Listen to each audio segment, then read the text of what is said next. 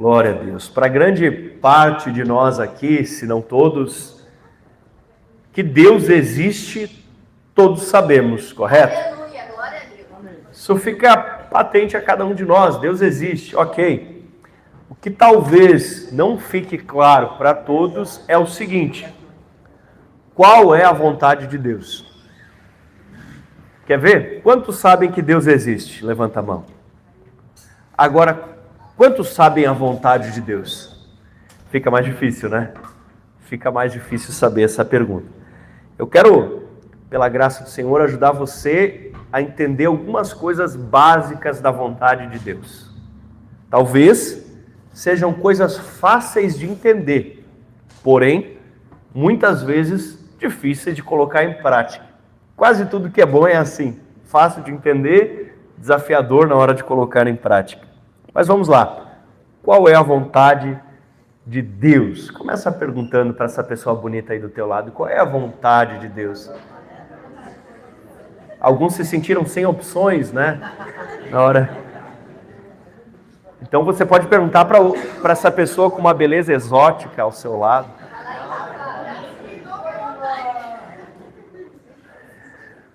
Glória a Deus. Primeira carta de Paulo a Timóteo, capítulo 2.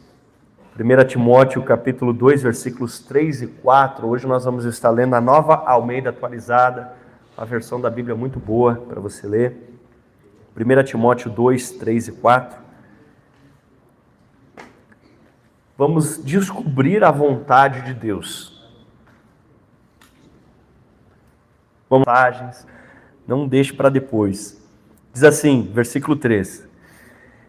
Isso é bom e aceitável diante de Deus, nosso Salvador, que deseja que todos sejam salvos e cheguem ao pleno conhecimento da verdade. O que Deus deseja? Que todos sejam salvos, que sejamos salvos. Qual é a vontade de Deus? Que todos os seres humanos sejam salvos. A vontade de Deus é que todos sejamos salvos. Que deseja que todos sejam salvos. Vamos lá juntos. Deseja que todos sejam salvos. Esse é o desejo de Deus, essa é a vontade de Deus. Que todos sejam salvos. Amém? Beleza? Terminamos por hoje? Você descobriu a vontade de Deus, que todos sejam salvos. Fechou? Você deve estar pensando muita coisa a respeito disso. Por exemplo, talvez você está pensando assim, bom, se Deus deseja que todos sejam salvos, por que cargas d'água Ele criou o inferno? Por que Deus criou o inferno? Já fazendo a desambiguação, para começar a história, na realidade o que a gente popularmente chama de inferno, a Bíblia chama de lago de fogo que arde com enxofre. Esse é o lugar do tormento eterno, lago de fogo, né? A gente popularmente chama de inferno, mas inferno é outra coisa. Então, vamos lá. Por que Deus criou o que popularmente a gente chama de inferno? Por que Deus criou o lago de fogo? A palavra de Deus diz em Mateus 25, 41. Mateus 25, 41. Então o rei dirá também aos que estiverem à esquerda, afastem-se de mim, malditos, para o fogo eterno, fogo eterno, preparado para o diabo e os seus anjos. Então, você já descobriu que Deus deseja que todos sejam salvos. Segunda coisa que você descobriu aqui, o inferno, o que a gente chama de inferno, né, o lago de fogo, foi preparado para o diabo e para os demônios. Então, o lago de fogo, o castigo eterno, ele foi preparado, ele foi criado como uma punição para Satanás e aqueles que eram anjos, mas se rebelaram junto com o diabo e os demônios. Deus deseja que todos sejam salvos e o lago de fogo foi criado para o diabo e os seus anjos.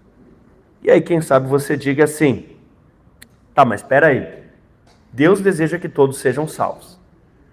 O inferno não foi criado para pessoas, foi criado para demônios.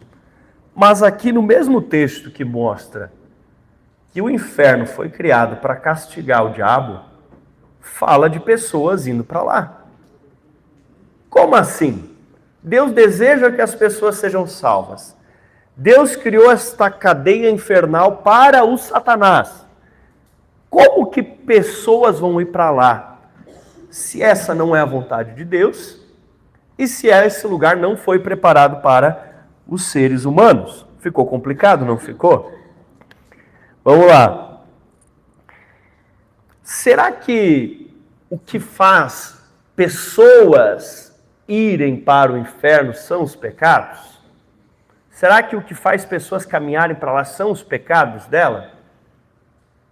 E agora, pasmem, o que faz as pessoas irem para esse lugar preparado para o diabo e os demônios não são os pecados. Agora deu um nó na tua cabeça, né? Tá, tem mais alguém confuso aí? Não são os pecados. Não são os pecados. Vamos lá. Não é por causa dos pecados que as pessoas vão para o inferno. Por quê? Porque a Bíblia diz lá, em primeira carta de Pedro, capítulo 1, versículo 18, 1 Pedro 1, 18, o seguinte: pois também Cristo padeceu uma única vez pelos pecados. Jesus morreu uma vez por todos os pecados, até aqueles que você ainda não cometeu. Jesus morreu por esses pecados. Glória a Deus, aleluia. Me animei agora. Vou te dar mais uma chance. Pois também Cristo padeceu uma única vez pelos pecados. Aí sim. Olha que interessante. O justo pelos injustos. Ou seja, Jesus morreu pelos pecadores, o justo pelos injustos. Como a Bíblia diz, todos pecaram, se morreu justo, Jesus morreu só pelos injustos, ou seja, morreu por todos. O justo pelos injustos, certo? Ok, uma única vez para pagar esses pecados, para conduzir vocês a Deus. Então, Jesus morreu uma única vez e ele resolveu o problema de todos os pecados cometidos pela humanidade. Como que Deus vai castigar duas vezes o mesmo pecado? Por exemplo, vamos supor que você cometeu o pecado de chutar o cachorro da vizinha, só de raiva. O cachorro estava quieto lá no canto dele, bem bonitinho, você chegou e deu um chutão na cara dele. Né? Só de raiva, só de à toa mesmo. Certo? Que maldade, né? Coitadinho do cachorro. Tá. Olha só, Jesus já foi castigado na cruz por esse pecado. Como que Deus vai castigar você no inferno por causa desse pecado, se já foi pago na cruz? Deus já castigou Jesus com o castigo que você merecia por esse pecado. Então, como é que vai julgar esse pecado? Está resolvido? Olha que interessante. Então, o que faz pessoas ir para o inferno? Deus quer que todos sejam salvos, o inferno não é para as pessoas, Jesus já morreu por todos os pecados, tem alguma coisa que está faltando. E falando em faltando, olha que loucura. Estava lendo a Bíblia, e aí, de repente, eu disse, Tássia, eu nunca vi isso na Bíblia, meu Deus do céu, olha que loucura, meu Deus, e comecei a mudar tudo que eu já tinha aprendido sobre a Bíblia nos últimos 25 anos, eu comecei a mudar, por causa que eu vi uma coisa na Bíblia assim, aí a Tássia disse, mas como? De que Bíblia é essa que tu está lendo? Aí eu fui ver que eu tinha pulado uma página. E aí, como eu tinha pulado uma página, eu tinha pulado a ressurreição de Jesus. E daí parecia que as coisas estavam acontecendo antes da ressurreição de Jesus. Então aí vai da gente ler a Bíblia com atenção, porque pular uma página pode mudar toda a história. Nunca pule páginas. E aqui está faltando um elemento nessa equação. Está faltando um elemento. O elemento é o seguinte. Em João, capítulo 16, versículos 8 e 9. João 16, 8 e 9. Quando ele vier, convencerá o mundo do pecado, da justiça e do juízo. Do pecado, porque não creem em mim.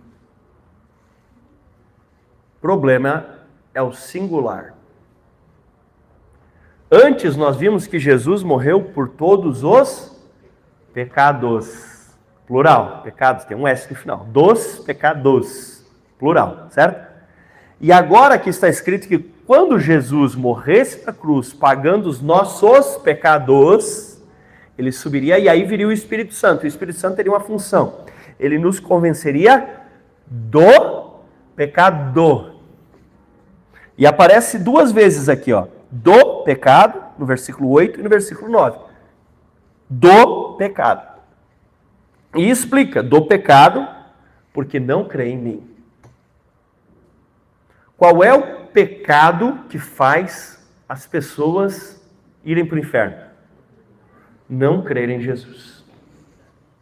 Pastor, então todo o resto está liberado, vai se converter. Porque se você quer fazer todo o resto supondo que está liberado, eu não sei se você se converteu, de verdade, eu não sei mesmo. Se você está com tanta vontade de fazer tudo que está errado, né? Não sei, eu acho que você tem que dar uma olhada nessa sua conversão aí. Mas vamos lá, olha só, porque quem crê em Jesus, ele vai experimentar o novo nascimento. E quem experimenta o novo nascimento vai entrar no processo de conversão. O que é o novo nascimento? Você está caminhando para cá. Está o pecado, as coisas ruins, as coisas erradas, você está caminhando.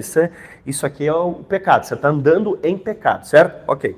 Aí você está aqui, você recebeu a revelação do novo nascimento. Jesus que salva. Oh, glória, Jesus que salva, Jesus perdoa meus pecados. Certo, você nasceu de novo, mas tem um problema, você ainda está caminhando para cá.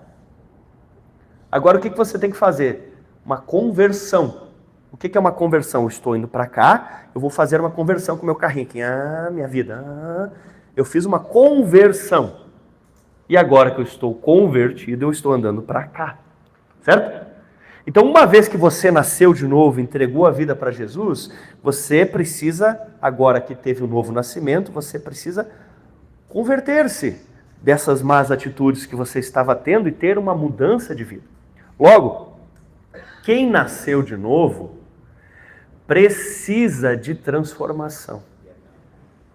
Quem nasceu de novo precisa. Por quê? Porque se eu nasci de novo, eu não posso mais continuar andando nessa direção. Isso vai ser o ponto 2. Então, fecha aqui, segura que depois a gente continua. Tá? Esse é o ponto 2. Vamos lá, então. A Bíblia deixa claro que quem tem o Filho de Deus, está lá no Evangelho de João, tem a vida eterna. Quem não crê no Filho de Deus, não tem a vida eterna em si, e sobre ele permanece a ira de Deus. Então o que acontece? Quem não crê em Jesus, não crê que os seus pecados foram perdoados. E essa pessoa, ela recebe sim, de acordo com a sua fé.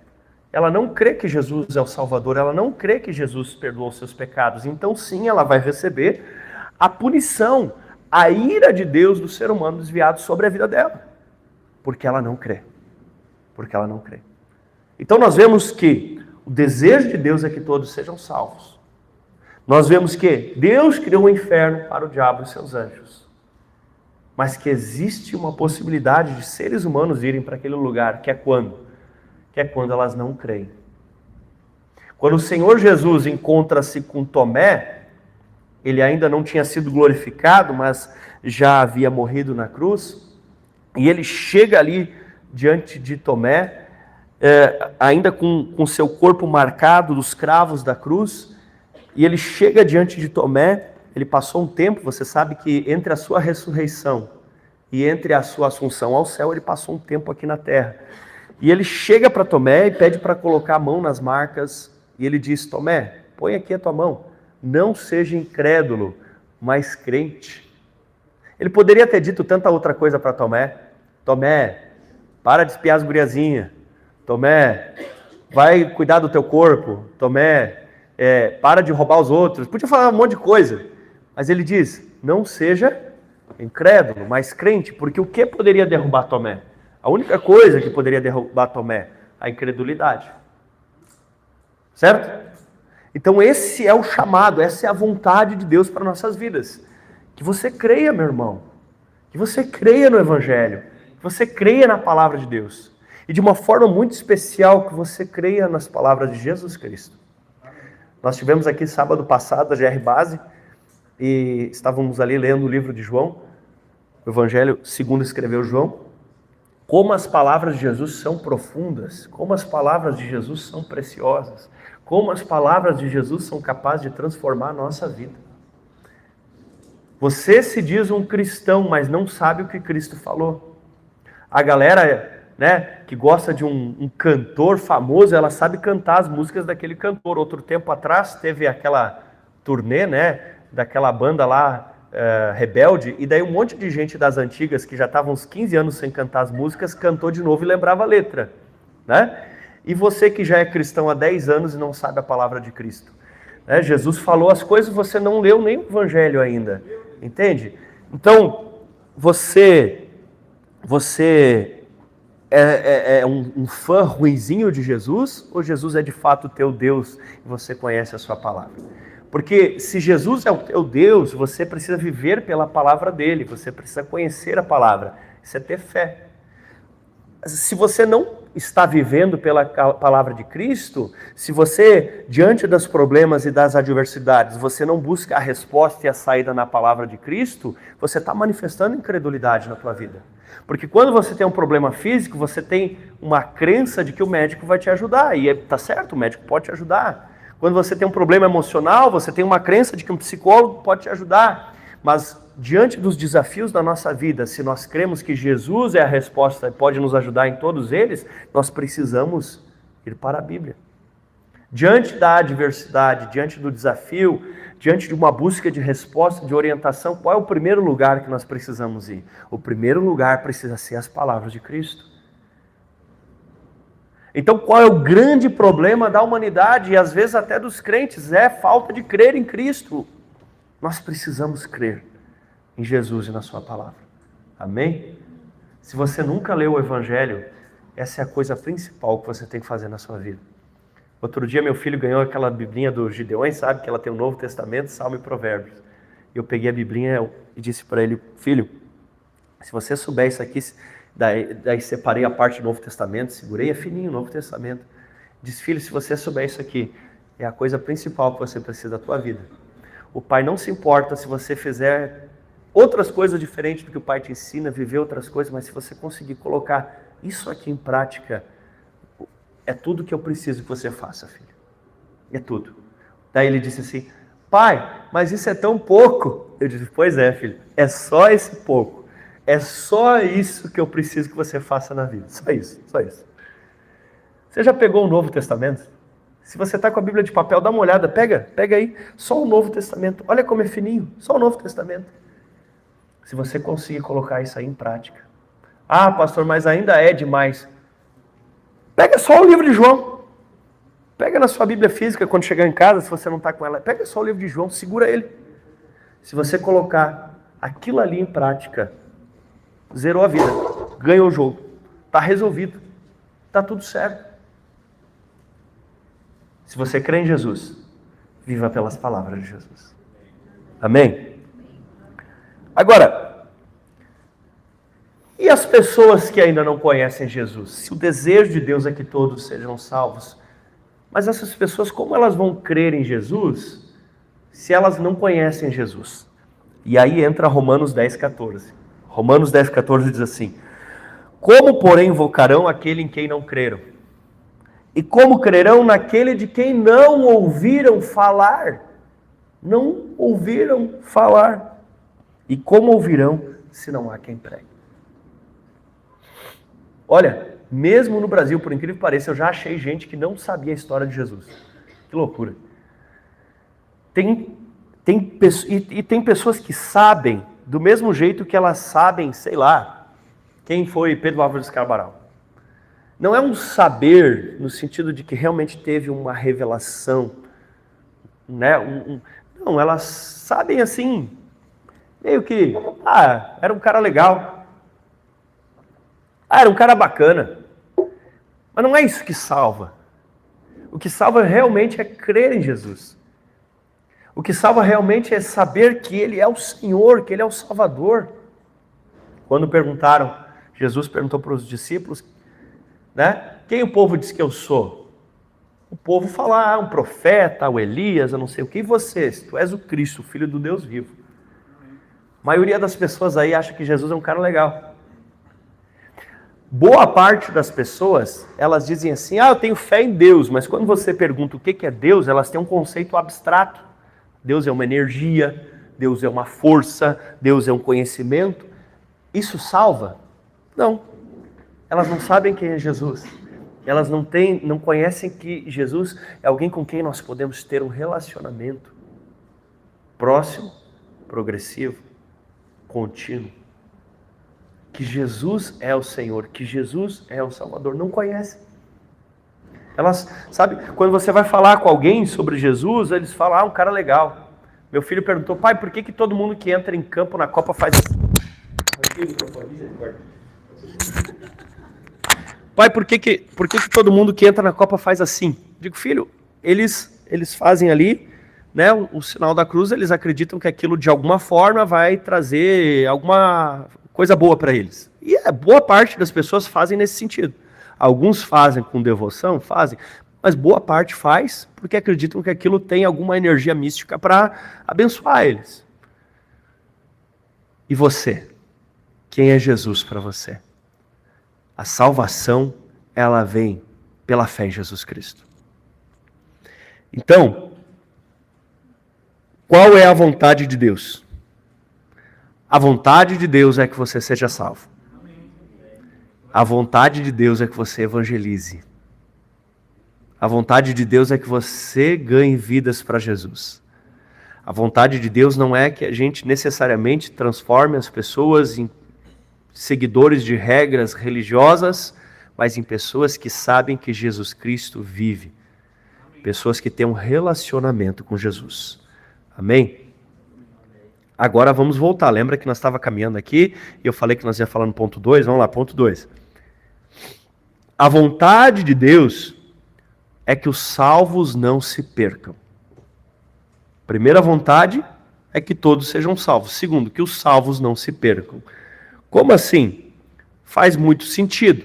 Se ele deseja que todo mundo seja salvo, é óbvio que ele não quer que nenhum desses que foram salvos se perca. Faz todo sentido. E agora nós vamos entrar num texto que eu quero ler bastante dele, que é o de Hebreus 10, 24 a 39. Você pode deixar aí aberto, eu vou ler na Nova Almeida Atualizada, Hebreus 10, 24 até o 39. Cuidemos de animar um ao outro no amor e nas boas obras. Ou seja, nós somos convidados a constantemente ajudar uns aos outros a permanecermos na fé. Amém? Versículo 25. Esse é famoso. Não deixemos de congregar, ou seja, se reunir como igreja, como é o costume de alguns. Então, já naqueles dias que a igreja de Jesus estava começando, tinha pessoas que estavam matando o culto. E olha que não tinha nem Copa do Mundo ainda.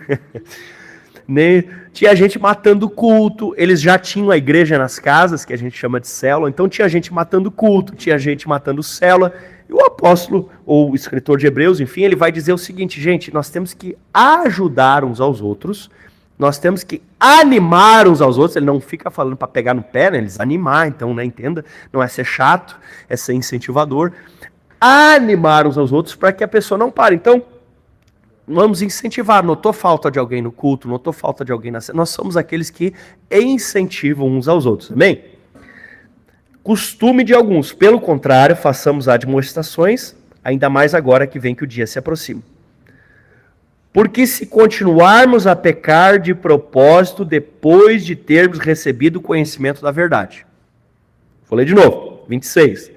Porque se continuarmos a pecar de propósito depois de termos recebido o conhecimento da verdade. Ó, tá indo aqui, pecado, coisa errada, coisa ruim, certo? Nasceu de novo, ou seja, teve o conhecimento da verdade. E agora o que o Paulo diz? Não dá para continuar pecando de propósito. Agora que você recebeu o conhecimento da verdade, você não pode continuar andando para cá. Agora você tem que converter para cá. Você tem que agora mudar. O escritor de Hebreus, inspirado pelo Espírito Santo, ele mostra que é possível que uma pessoa receba esse conhecimento da verdade. Nós vamos ver o resto do texto, que ela tem um novo nascimento, mas uma vez que ela nasceu de novo, Jesus salvou ela e agora ela escolha continuar cometendo as mesmas coisas erradas que ela fazia antes. Qual é o perigo que essa pessoa está correndo? Nasceu de novo, é uma nova criatura, né? O Espírito Santo de Deus agora mora no coração dela e mesmo assim ela decide voluntariamente continuar vivendo em pecado porque ela quer, ela não quer mudar, ela quer continuar vivendo, ela não quer transformação. Não estou falando de alguém que tenta, mas está difícil. Isso é outra coisa, estou falando da pessoa que ela quer. Diz aqui, pecar de propósito, certo? Porque se continuarmos a pecar de propósito depois de termos recebido o conhecimento da verdade, já não resta sacrifício pelos pecados. Que Jesus já morreu uma única vez. Né? Pelo contrário, resta apenas uma terrível expectativa de juízo, fogo vingador, prestes a consumir os adversários. Ela é colocada como... Quem tiver rejeitado a lei de Moisés, morre sem misericórdia pelo testemunho de 2 ou 3 testemunhas. Imaginem quanto mais severo deve ser o castigo daquele que pisou o Filho de Deus, profanou o sangue da aliança com o qual foi santificado e insultou o Espírito da graça. Então essa pessoa estava caminhando para cá, ela creu em Jesus, ela nasceu de novo, e aqui diz o texto seguinte, ó, foi pelo sangue da aliança, ela foi santificada. Então pelo sangue de Jesus ela entrou em aliança com Cristo. Ela foi santificada.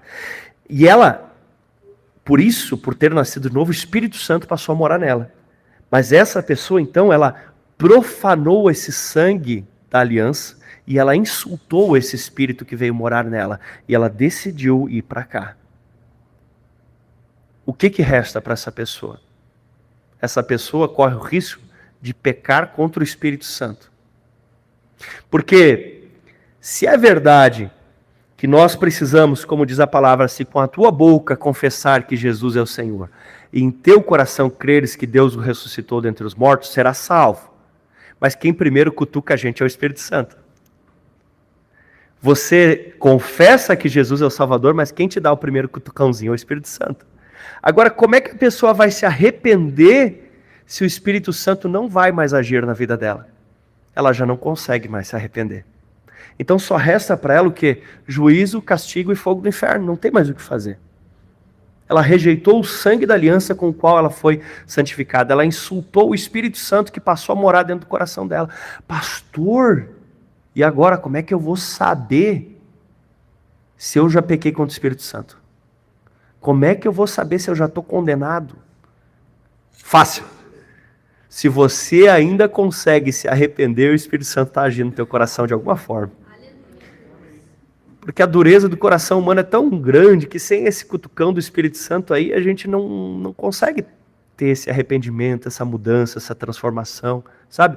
Então, se ainda o pecado ainda dói, então dá tempo de você voltar. Dá tempo de você voltar. O pecado ainda dói. Quando o filho pródigo ele olhou aquelas lavagens dos porcos, sentiu vontade, aquilo ainda doeu no coração dele.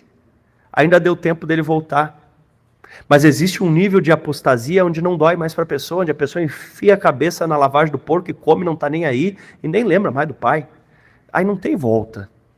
Mas quando ainda dói, mas lá no meu pai, os empregados do meu pai, aí existe tempo para restauração. Por isso, se surgir um temor a Deus no seu coração ouvindo essa mensagem, seja aqui, seja pela internet, quer dizer que o Espírito Santo ainda está dizendo para você, volta para casa. Volta para casa. Então, profanou o sangue da aliança com o qual foi santificado. Então, não dá para continuar vivendo, você precisa se converter.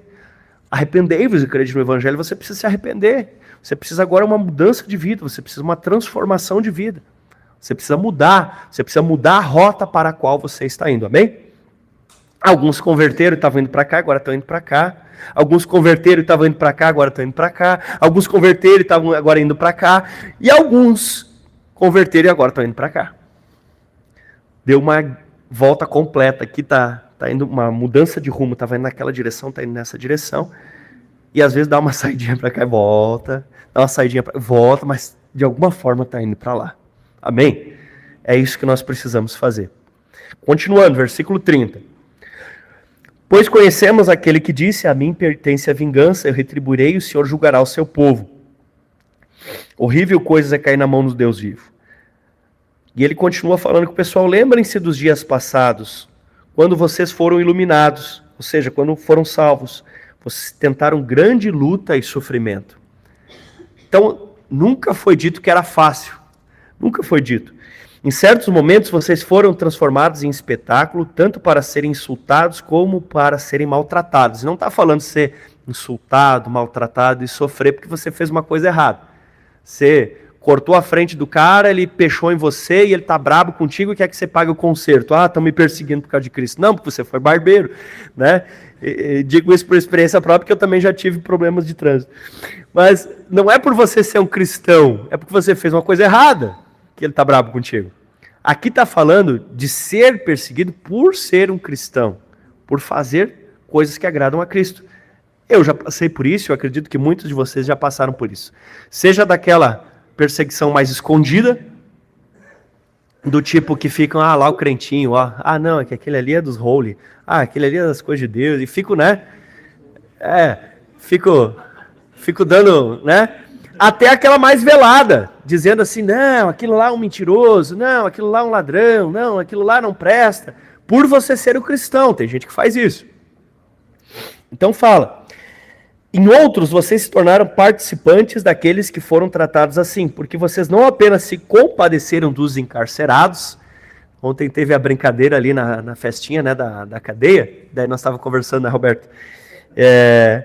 Que aí a galera ia presa, né? Daí ele brincou assim, o pastor está preso.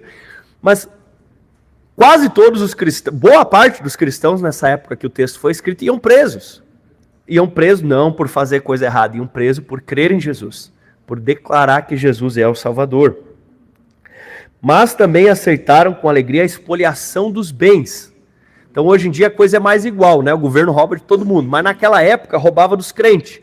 Então quando a pessoa era cristão, eles iam lá e subtraíam os bens das pessoas, né? Iam lá e tiravam, por quê? Porque ela era um cristão. Olha que coisa horrível. Você seria um cristão ainda assim? Você continuaria? Você perseveraria? Portanto, não percam a confiança em vocês. Por que ele alerta para não perder a confiança? Porque dá para perder. Não percam a confiança, porque ela tem grande recompensa. Vocês precisam perseverar. O que é perseverar? Perseverar é isso aqui, ó.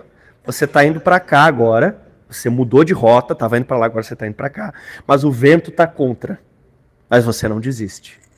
Mas de repente, tropeçou, mas você não desiste. Desviou um pouco da rota, o Espírito Santo gerou, mas você não desiste, volta. Entendeu? Você persevera, você continua, e os santos precisam perseverar. Precisam continuar, precisam corrigir a rota. O que diz a carta de Jesus à igreja lá no Apocalipse? Diz o quê?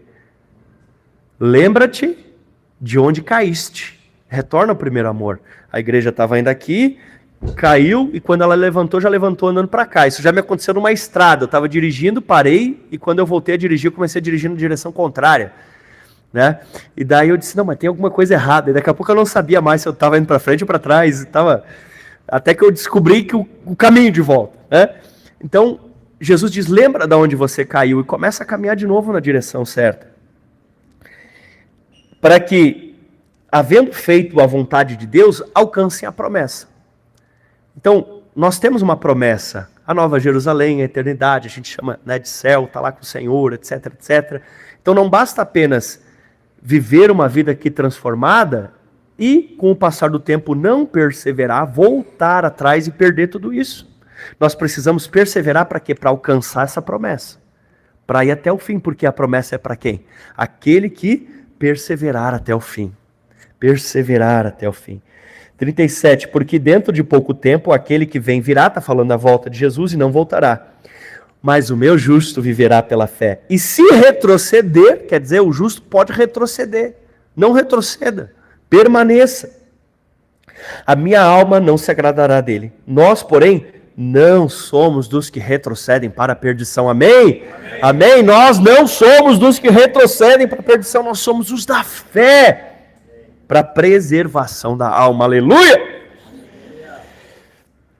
Então você percebeu que além de entregar a sua vida para Jesus, você percebeu que além de evangelizar, você tem que cuidar, cultivar a sua salvação, cultivar o relacionamento com Deus, fazer a manutenção da sua vida espiritual. E o que entra forte aqui? O congregar, o reunir-se como igreja.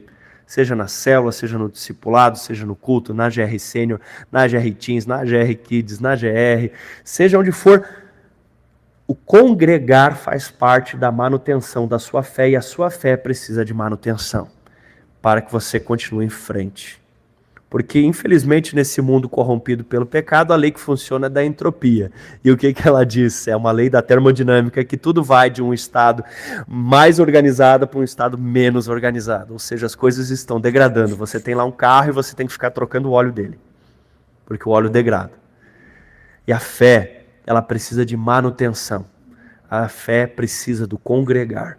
Porque você sozinho não dá conta de permanecer crente.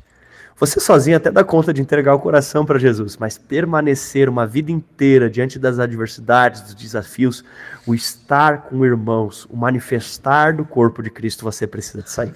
Então, já que você olhou para o bonito de um lado, olha para o bonito do outro agora e fala para ele assim: eu preciso de você.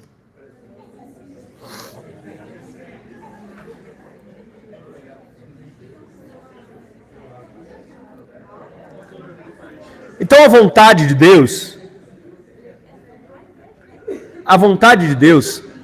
é que você sim evangelize, é que você sim preserve a sua fé, mas é que você amadureça, que você cresça, e a vontade de Deus é que você persevere. Amém? Amém. Mais uma vez está faltando uma coisa nessa equação. A vontade de Deus é que todos sejam salvos, a vontade de Deus é que a gente continue salvo, mas está faltando alguma coisa nessa amarração. E eu vou te contar, é a terceira coisa, porque a vontade de Deus é que nós sejamos cheios do Espírito Santo. Aleluia. Para você ter uma ideia, Romanos 8:9 chega a dizer assim: se alguém não tem o Espírito de Cristo, esse tal não é dele. Por que está falando isso? Porque o nascer de novo, o Espírito Santo vem morar dentro do coração deles. O Espírito Santo vem morar no coração da pessoa. Então esse é o nascer de novo. O Espírito Santo habita dentro do coração, mas ele não quer só morar, ele quer encher. Ele não quer só entrar na casa, ele quer desfrutar de toda ela, que é o seu interior. Amém?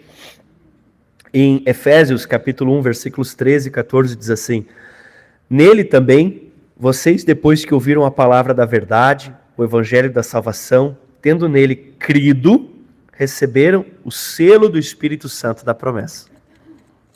Então, quando uma pessoa ela crê em Jesus, o Espírito Santo passa a morar dentro dela, porque isso é um penhor.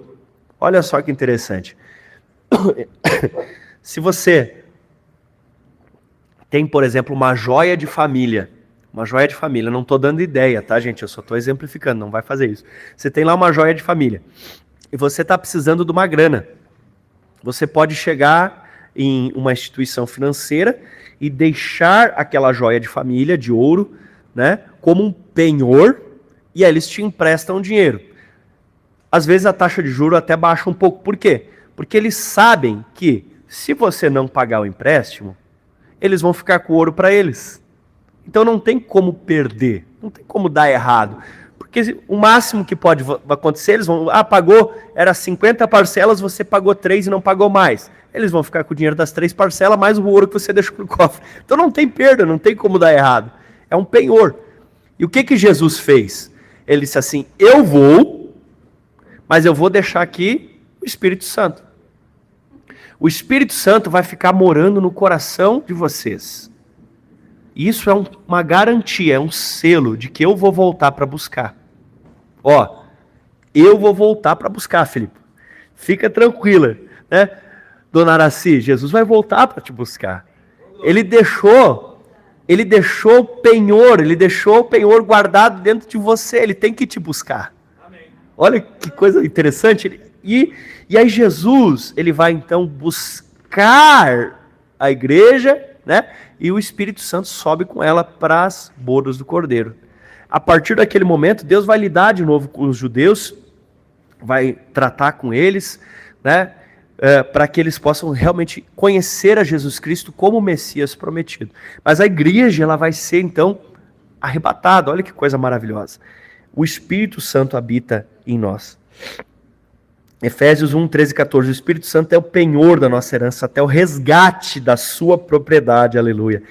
Louvor da sua glória. Jesus está empenhado em buscar a sua igreja. Jesus está empenhado em resgatar a sua igreja. Perceba que o desejo de Deus, ele sempre foi habitar com nós. Como diz o pastor Edileu, esse é o propósito eterno de Deus. O desejo de Deus sempre foi habitar conosco. Na realidade, até digo mais. Habitai em nós, habitar conosco. E aí, quando ele cria lá o Jardim do Éden, ele coloca lá o Adão e a Eva, beleza? E ele fazia o quê? Habitava com eles, ele estava com eles. Havia uma habitação de Deus, havia uma comunidade de Deus ali, né? Ok. Aí, o ser humano pecou. E agora Deus não aparecia mais de tardezinha para estar com eles. Certo, mas Jesus morreu e na eternidade nós vamos poder estar com ele de novo. Então, estava com a galera no Éden, vai estar com a galera no céu. E esse meio tempo, vamos deixar em branco? Não. Jesus achou um jeito de resolver. Eu morro na cruz, eu perdoo os pecados, e agora que eles estão perdoados, eles são santos de novo, e o Espírito Santo pode morar com eles. Então no Éden, Jesus vinha no entardecer e tinha comunhão com eles. Hoje o Espírito Santo pode habitar dentro de nós, e na graça estaremos de novo junto com o Senhor na eternidade. O propósito de Deus, a vontade de Deus sempre foi a mesma. Está com a gente. A vontade de Deus é estar contigo. A vontade. Agora você vai ter que falar pro bonito de trás. Diz para ele assim: a vontade de Deus é estar contigo. É estar contigo. Ele quer estar contigo. Ele quer estar com você. Agora o Lucas ouviu a frase de 50 pessoas.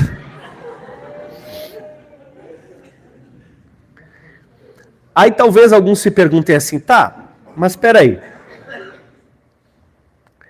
Se Jesus, se Deus ele criou o ser humano, ele quer que todos sejam salvos, né? Mas por que ele fez esse plano? A Bíblia diz que o plano da salvação ele foi feito desde antes. A Bíblia diz sacrifício conhecido antes da fundação do mundo, o plano da salvação. Não foi por um acaso, Deus queria que todo mundo fosse salvo. E agora pecaram, meu Deus de mim mesmo, o que eu vou fazer? Não foi isso que aconteceu com ele. Ele já tinha um plano. Por quê? Por exemplo, se eu vou num parque com o Josias, eu levo água ou dinheiro para comprar água, se tem para vender. Por quê? Porque eu sei que ele vai ficar com sede. Pastor, mas por que ele não leva a água dele? Por quê, né? Vocês não pensam? Não sei. Criança. Mas eu tenho que levar água para ele ou dinheiro para comprar água. Eu tenho que ter um plano de contingência porque eu sei que aquilo vai acontecer. Porque o meu nível de conhecimento e de sabedoria é muito maior do que o dele hoje. Um dia ele vai me passar, não falta muito para isso. Mas por enquanto eu tenho mais entendimento que ele. E eu posso fazer planos em relação a várias coisas. Às vezes, por exemplo, começa, pular de um sofá para o outro. Eu tenho um plano de contingência. Porque às vezes a questão não é se ele vai cair, é quando ele vai cair. Aí você já tem um plano de contingência, você já tem lá uns band-aids, você já tem lá um mertiolate, né? Você sabe que alguma hora vai dar ruim ali. Mas você já tem um plano de contingência, você avisa. Não faz assim, né? E se der errado? Se der errado, você chama no mertiolate, você, em último caso, leva no médico, porque você sabe, certo? Mas a criança não entende como que você sabe. Quando você diz para a criança não pula, ela não entende o quê? Porque ela pensa que é impossível ela cair. Porque ela pensa que ela é, o super-homem, né? E estava lá Adão e Eva. E Deus fala, não come do fruto proibido. E daí um diz eu sou o Batman, o outro diz eu sou o Super-Homem, vão lá e comem. Porque eles não têm o mesmo nível de conhecimento. Mas Deus já tinha um plano. Qual era o plano? Eu vou morrer na cruz, eu vou salvar essa galera, eu vou dar para eles a oportunidade. Eu vou tornar isso possível de acontecer. Deus deseja que você seja salvo. Deus deseja que você evangelize. Deus deseja que você não perca a sua fé. E Deus agora deseja que você seja cheio do Espírito Santo. Porque Ele não quer esperar só para a eternidade para ter uma plena comunhão contigo. Ele quer ter comunhão com você agora. Um dos principais motivos do Espírito Santo habitar em nós não é para falar em línguas e profetizar. É para termos comunhão com Deus. É para termos relacionamento com Deus. É para sermos uma família com um pai e muitos irmãos. Por que você deveria desejar ser cheio do Espírito Santo? Porque é a vontade de Deus. Porque Ele tem um pensamento maior que o seu. Porque Ele tinha todo um plano de contingência antes mesmo de você acreditar que você precisaria dele. Porque Ele te salvou. E agora Ele deseja ter um relacionamento contigo, já aqui na terra e depois por toda a eternidade. Amém? Qual é a vontade de Deus? Eu espero que hoje, saindo daqui, você lembre pelo menos dessas 3 coisas. Que Deus deseja que todos sejam salvos. Que Deus deseja que os salvos permaneçam. E que Deus deseja que você seja cheio do Espírito Santo. Se você pode, se coloque de pé, feche os olhos. O Ministério de Louvor pode me ajudar aqui. Se Jesus te salvou, se você continua salvo, talvez tenha uma coisa que dá para a gente melhorar. Que você seja cheio do Espírito Santo. Se você nasceu de novo, Ele mora em você. Ele mora em você. Mas você pode dar mais liberdade ainda para Ele agir na sua vida. Você pode dar mais liberdade ainda para Ele agir na sua vida. E eu quero convidar você a fazer isso nessa manhã. A fechar os teus olhos. Agradecer ao Senhor, dizer, Senhor, obrigado por tão doce salvação, obrigado por tão grandiosa salvação, obrigado por antes mesmo que eu soubesse que eu ia errar, o Senhor já tinha um plano para me salvar. Senhor, uma vez que o Senhor me salvou, agora eu quero realmente me converter e andar na direção certa. Ah, Senhor, muito obrigado, muito obrigado, muito obrigado, Jesus, você é maravilhoso. E comparar eu com uma criança e o Senhor como pai ainda é pequeno, porque o nível de quanto o Senhor é maior, de quanto os seus pensamentos são superiores aos meus, é muito maior que isso. Mas pela tua graça, o Senhor tomou a iniciativa de nos salvar. O Senhor tomou a iniciativa de nos convidar para essa tão doce salvação. Obrigado por isso, Senhor. E agora, nós não queremos simplesmente esperar para chegar na Nova Jerusalém, chegar no céu, para daí termos comunhão contigo. Nós queremos ter comunhão contigo agora. Nós temos desejo pela tua pessoa agora. Nós queremos nos relacionar contigo agora. Ah, Espírito Santo de Deus, nós precisamos, por isso nós te pedimos, aumenta a manifestação da tua presença nesse lugar. Nós sabemos que o Senhor está aqui, mas nós queremos dizer, aumenta esse manifestar. Nós queremos sentir o teu cheiro. Nós queremos sentir a tua presença. Nós queremos ver, sim, o reflexo da tua passagem com sinais, prodígios e maravilhas, com dons do Espírito Santo. Nós te amamos, Espírito Santo, e nesse momento nós dizemos, menos de mim e mais de ti. Menos da minha vontade, menos do meu desejo, mais da tua vontade, mais do teu desejo, mais do teu querer. Espírito Santo de Deus, o Senhor é livre aqui, o Senhor é livre. Converse com o Espírito Santo de Deus. Acredite, quando você nasceu de novo, o Espírito Santo de Deus começou a morar dentro de você. Talvez, se você não recebeu uma imersão ainda, o batismo no Espírito Santo, você pode receber agora. Vem, Espírito Santo. Vem, Espírito Santo de Deus sobre nós. Quando você nasceu de novo, o Espírito Santo passou a morar dentro de você. Mas o batismo do Espírito Santo é quando ele derrama sobre você ferramentas, dons, talentos. Você pode dizer, se você não foi ainda, me batiza no Espírito Santo. Talvez hoje você percebeu que você ainda estava caminhando para o lado errado, você quer dizer, Espírito Santo, me dá força para converter os meus caminhos e andar na direção certa. Vem, Espírito Santo de Deus. Enche a tua igreja, Espírito Santo de Deus. Sopra sobre nós, Espírito Santo. Vamos lá, vamos lá. Abra a sua boca e chame pelo Espírito Santo de Deus. Você pode dizer coisas como: vem, Espírito Santo de Deus. Você pode dizer coisas como: menos de mim e mais de ti, Senhor. Você pode dizer: derrama dons.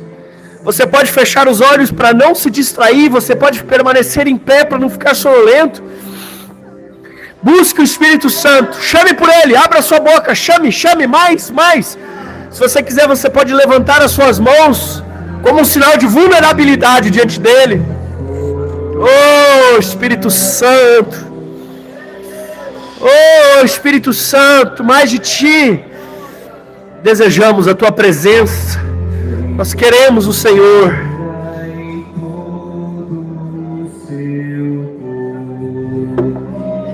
Vem, Espírito Santo. Aleluia.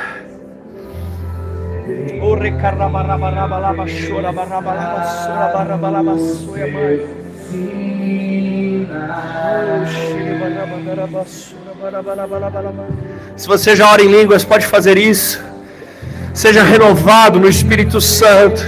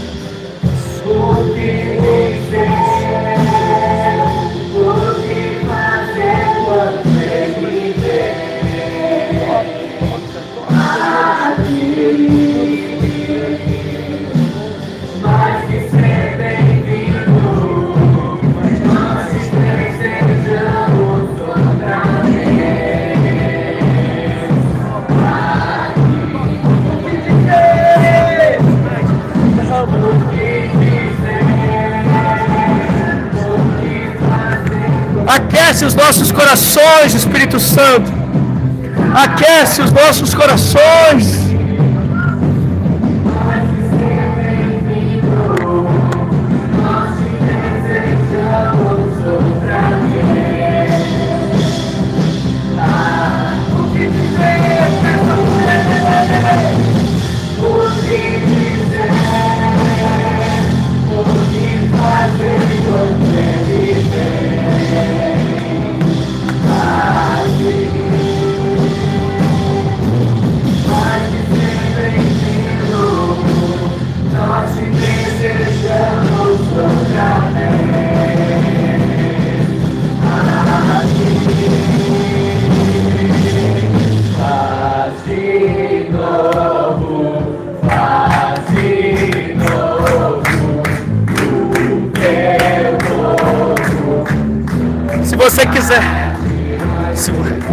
Se você quiser, você pode sair do seu lugar, você pode vir à frente, você pode andar por esse lugar. Vocês podem orar uns pelos outros, mas busque o Espírito Santo de Deus nessa manhã.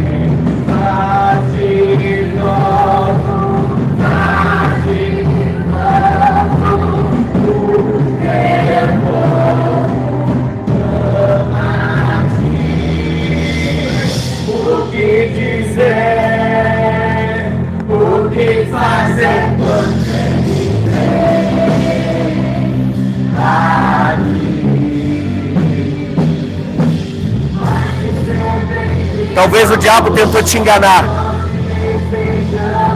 Talvez o inimigo tentou te enganar, te dizendo assim: como você vai ser cheio? Olha os seus pecados. Você pode dizer: que pecados? Jesus me perdoou naquela cruz dos meus pecados. E eu creio em Cristo. E pelo poder do perdão de Jesus, eu posso ser cheio do Espírito Santo. Porque por causa de Jesus eu sou santo. Aleluia.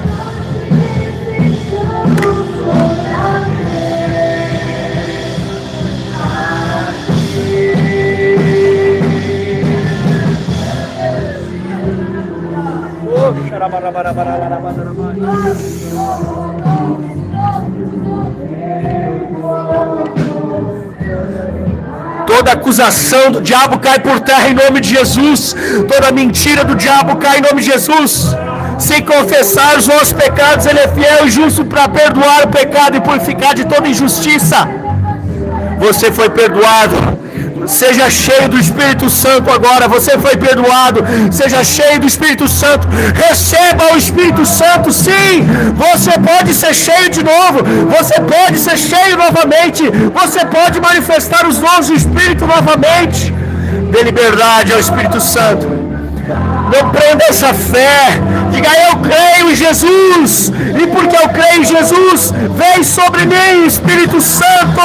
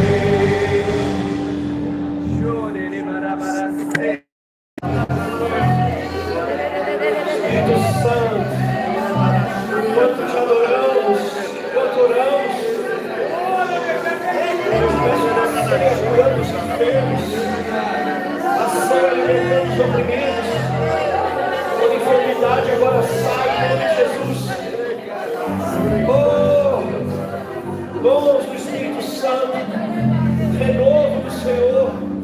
Nós já estamos quase encerrando o culto, mas de repente ainda temos pessoas aqui que precisam, que desejam receber uma oração. Então venham aqui os obreiros, venham cá os líderes de célula, pastores, líderes de ministério, intercessão. Você que não quer ir embora sem receber oração, venha cá que os irmãos vão estar orando por você. Venha cá a equipe ajudar a orar com as pessoas e durante essa última canção. Você pode continuar buscando, você pode continuar clamando, mas aqueles que por algum motivo precisam receber essa oração antes de ir embora, podem vir.